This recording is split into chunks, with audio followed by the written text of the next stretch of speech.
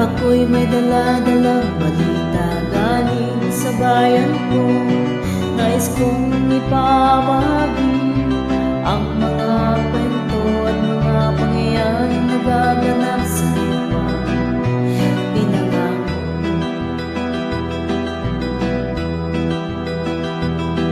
Ang lupang pinanggalingan ko'y may bahid ng dugo, may mga lorong di makalim at nasa hawlang ginto, may mga punong walang dahon, mga pusong di makatubo sa mga pangyayaring nagaganap sa lupang pinangako.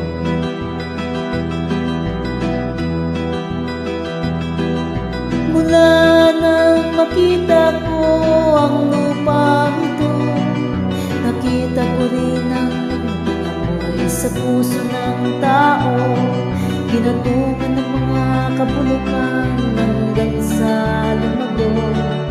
Ngayon ang puso'y may tao sa lupang pinangako.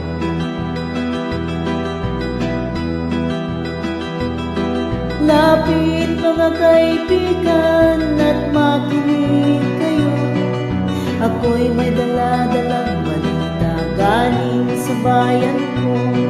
Nais kong ipamahagi ang mga kwento at mga pangyayaring nagaganap sa pinangako.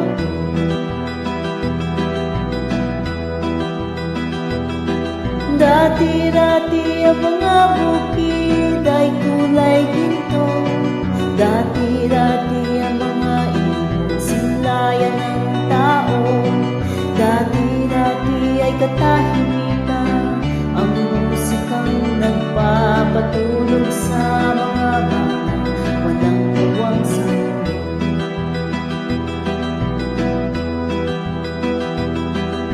Ngayon ang lupang pinangako ay nagsusumamo, patakan niyo ng luha, apoy sa kanyang puso, dinggin niyo ang mga sigaw ng mga puso kung inyong dadawin kabilang sa inyo.